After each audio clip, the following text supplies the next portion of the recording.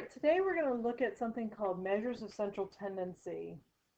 And what we're looking at with this are different ways to represent some of the data. So we're going to be looking at what they call the mean, or what we know as the average, the median, the mode, the we're going to figure out how to get central tendencies from stem and leaf displays, and we're going to figure out how to establish whether or not a display is symmetric or not. So when we have a set of numbers and we're trying to figure out information about the numbers, we want to look at the center. And it tends to be that the center of the data tends to be the most accurate representation. And that's why when you're looking at, for example, your grades, you always find the average of the grades, because it tends to be more representative of what your ability is when you look at the average and you don't look at the highest grade or the lowest grade. So in most sets of data, when you're trying to establish a pattern, you're going to be looking at some measure of the center of the data. And the ways that one of the methods that we have is called the mean, but there's actually the median and the mode also. And they're all different calculations, but they represent different information about the data. So we're going to look at the mean first, and technically it's called the arithmetic mean, what we know of as the average. And what we do with the mean is there are a couple of notations. You're going to see a lot of notations in chapter 12, so you just have to be familiar with these. But if you see the notation of x bar, so it's an x with a line on top of it, that is what they mean by the sample average. So remember we talked about sample earlier. A sample is just a small set of randomly collected data from a population. The population is the entire set of data. The symbol mu is the notation for the mean of the population. So most of the things that we're going to be doing in this section are using x bar in order to do our calculations. So to find the mean, you're going to take all of the numbers that you've been given and add them together, and then divide by how many numbers you have. And so that's what this notation is. The sigma notation that you see here, sigma, represents summation. So this is saying add all the numbers.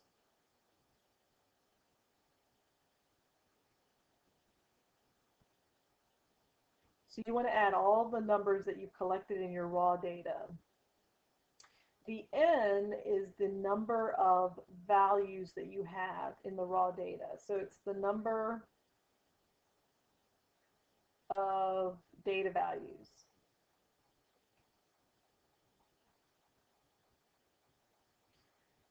So when you're looking at this, and again, this is all symbolism, if you notice here you've got x bar, which says the average is the summation of all the values divided by the number of data values. So again, when you think about your grades and you're trying to average your grades, you take all of the grades that you got and you divide it by how many grades you were given. So typically when you're trying to figure out the average of a set of numbers, that's what you do. So let's look at that some more.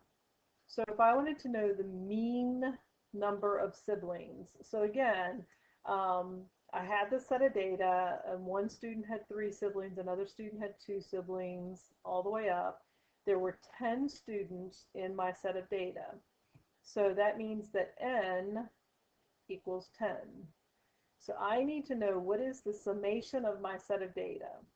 So what I have to do is I have to take all the data that was given to me and I have to add all those values together.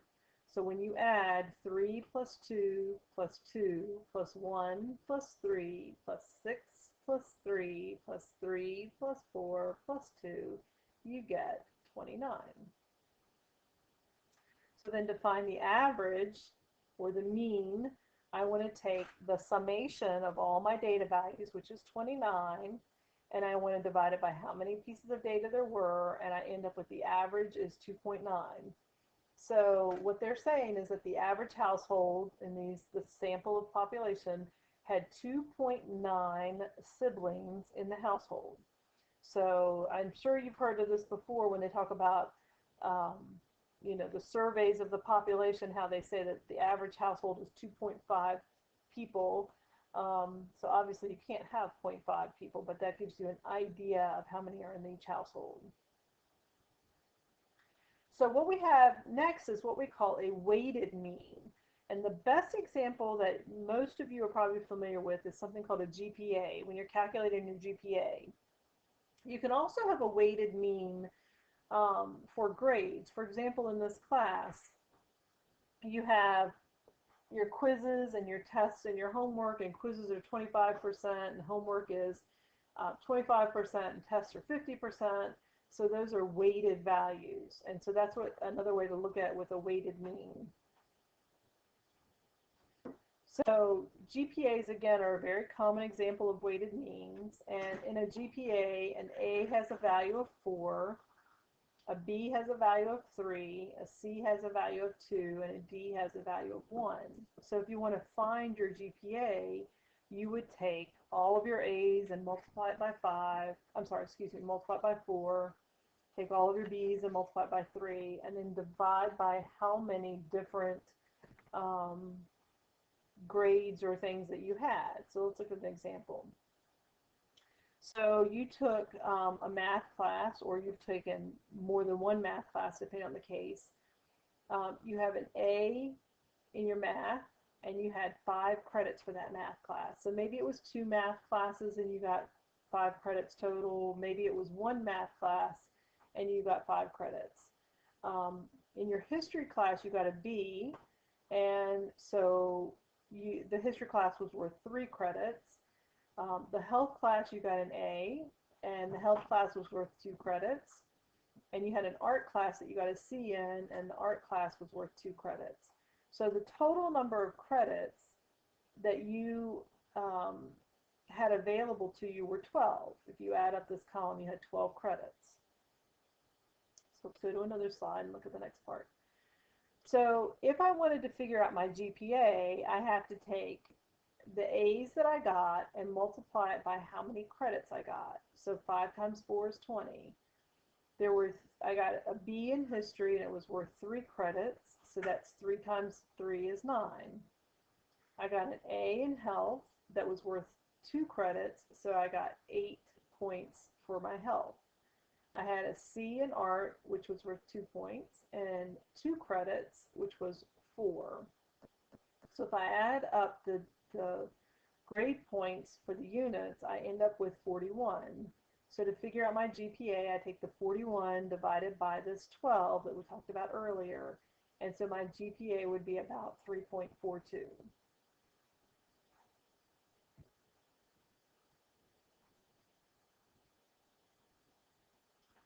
So then another example would be, what if I wanted to find the mean of a frequency distribution? So what you have to remember here is that this list that you see here actually represents that there are 4 1s, there are 3 2s,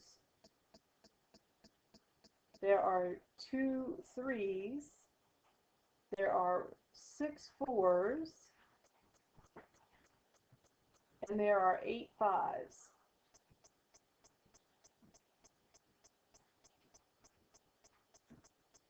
Okay, so what if I wanted to figure out what my average was, or what the mean was, I would have to add all of these numbers up and divide by the total number that I had,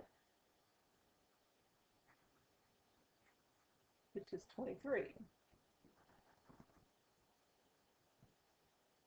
So if we look at that, the sum of all those values would be 1 times 4, 2 times 3, 3 times 2, 4 times 6, 5 times 8, which is 80. So if I take 1 plus 1 plus 1 plus 1 plus 2 plus 2 plus 2, if I add all those numbers together, I would get 80. And then there were 23 values, because I had those frequencies I had to add up. I had 23 values. So my mean, my average for this set of distribution, for this frequency distribution, would be 3.47.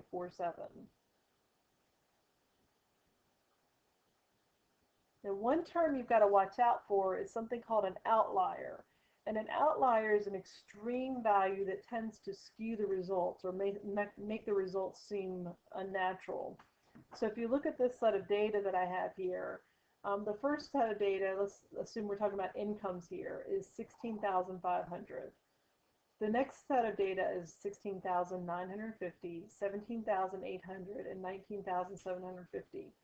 All of those numbers are fairly reasonable and they're within a certain range of values. It's not too big. But then if you throw in the boss's salary at 188,000, you've really set in a number there that skews the other set of data. And so if you were to try and do the average of this set of numbers, you might end up with an average of $40,000, whereas most of the employees in the company make less than 20,000. When you average in the boss's salary of 188,000, it just messes up the data. So those are things that you have to watch out for when you're looking at a set of data, is to look for outliers or look for extreme examples that might be skewing the data a little bit to one way. All right, so our next measure of central tendency is something called a median. And the median is the number, if we divided the list in half, it's the number that's in the middle of the list. Now the numbers have to be in numerical order when you are figuring out the median. So we have some steps here. The first step is to rank the items. And by rank the items, I mean put the numbers in order from smallest to largest, or largest to smallest. It doesn't really matter. If the number of items, and remember that's how many items there are in the list, is n, is odd, then the median is the middle number in the list. If the number of items n is even, then you have to find the average or the mean of the two numbers in the middle. So here's what I mean by that. Let's look at this example. So we have this list of data, 32211633342. So your first thing you've got to do is put the numbers in order. So if I put the numbers in order, I would have 1, 1, and then my 2s, and then my 3s,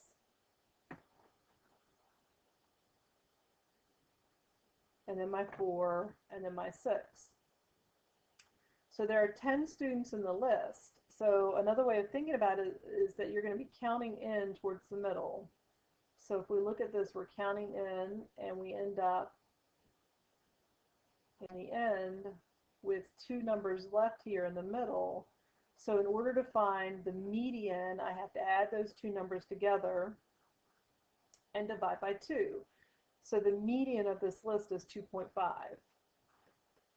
So again, it's not the average, it's not the same thing as the average, but it gives you an idea of where the middle part of the population is falling.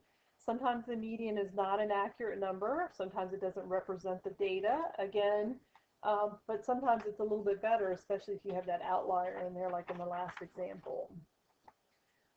So one of the formulas that I'm going to show you, and this is that you have to be very careful about, this formula will show you the position of the median. So for example, on the last problem that we did, there were 10 sets of data. So if we do 10 plus 1 divided by 2, we end up with 5.5. So that is not telling you that the median is the number 5.5. It's telling you that the median is 5 places over, or 5.5 places over. So 1, 2, 3, 4, 5.5 means the median is somewhere in here. So again, the position formula will tell you how many places over, or the position, not the actual value. Now the second formula you see here is assuming you have a frequency distribution. So with a frequency distribution, you would have to take the sum, remember the sigma symbol, the sum of all the frequencies plus 1 divided by 2. So you have to figure it out that way. So let me show you an example of that. So here we have this frequency distribution, and I want to know what is the median for this frequency distribution. So what we have to do is we have to look at this and say that there are 23 sets of data in this frequency distribution. And again, I'm adding up the 4 plus 3 plus 2 plus 6 plus 8 to get the 23. And then if I use my positional formula, that means that I'm going to have 23 plus 1 divided by 2, which is 12. So that means the 12th item over is my median. So again, I have to look at this and say that there are 4 ones, there are 3 twos, there are 2 threes, there are 6 fours, and there are 5 eights. So I said that wrong, sorry, 8 fives. So the 12th item over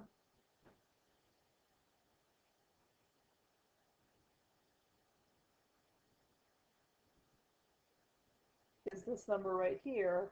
So the 12th item over is the number 4. So your median of this list of numbers is 4.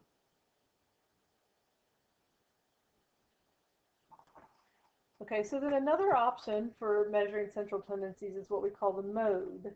And the mode is simply the number that occurs the most often in that set of data. So occasionally you may have a system that has more than one mode, and that system could be called bimodal, which means bi means 2, which means there are 2 modes.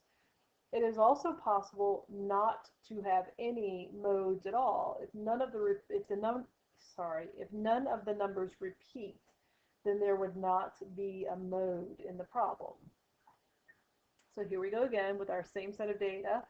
We have the numbers 32213, 63342, and I want to know the mode for this set of data. So we have to look at this and see which number occurs the most often. So the number 3 occurs 4 times. The number 2 occurs 3 times. The number 1 occurs once, and the number 6 occurs once, and the number 4 occurs once. So the mode would be the number that occurred 4 times, which is the number 3. So the frequency distribution table helps a lot to help figure this out.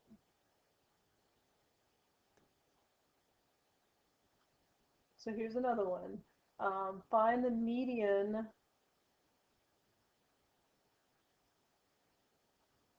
oops, I should say find the mode. Find the mode for this set of distribution.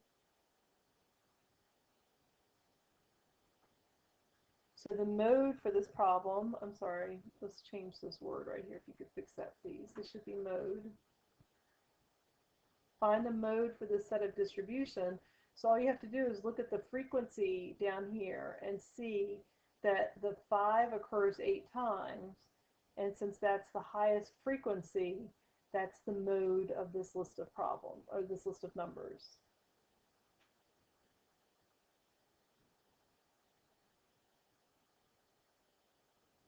All right, so when we have a stem and leaf plot, what we're trying to do is figure out the mean, mode, and median of a stem and leaf plot. All you have to do is just do the calculations, but you have to just remember what you're looking at when you're figuring this out.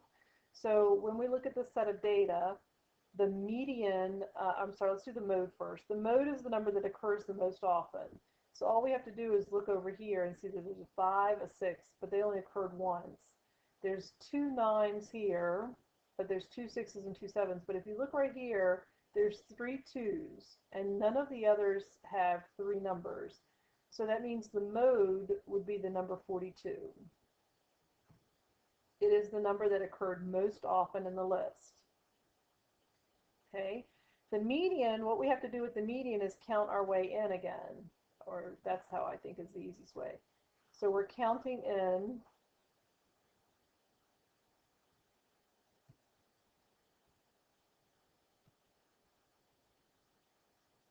Notice I'm starting on the outside of each of my lists.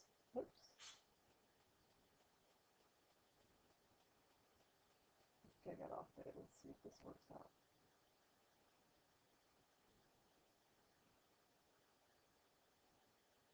Nope, oh, you messed up. Let's start again.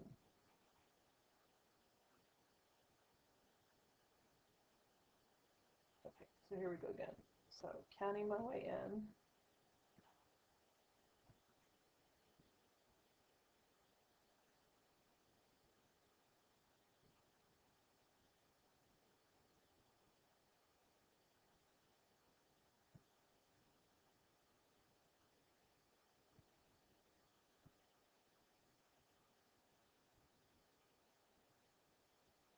In this case, the number that's left is your median. So the median would be the number 37.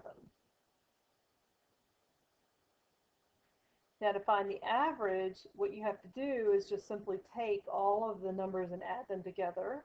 So you have 15 plus 16 plus 20 plus 27 all the way up to plus 58. And then how many numbers are there in the list? There are 21 numbers in the list. So we have 788 as our total. If you add all those up and check it, you'll see divided by 21. So the mean would be 37.5. So you'll notice that all these numbers, the mode is 42, the median is 37, and the mean is 37.5. These numbers are not that far off from each other that they all are a pretty good representation of where the center of the data is.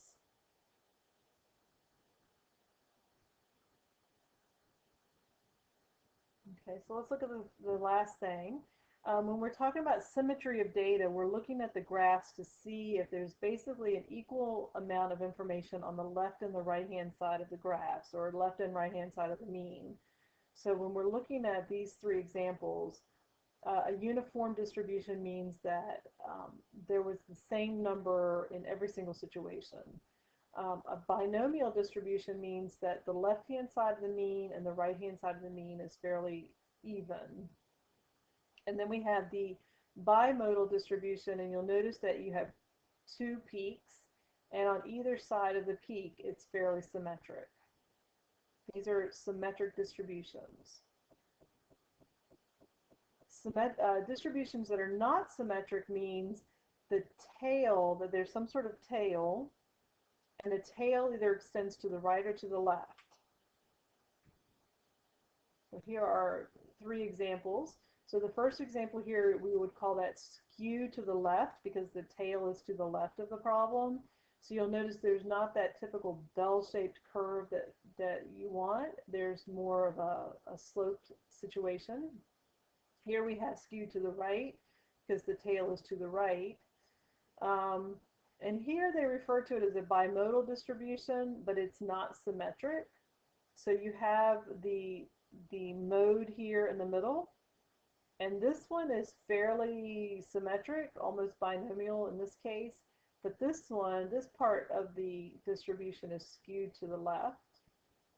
So it's bimodal in that you have two peaks, but it's not a symmetric bimodal distribution. I hope this is still helping. Keep in touch with me. Let me know if you need any help, and have a great week.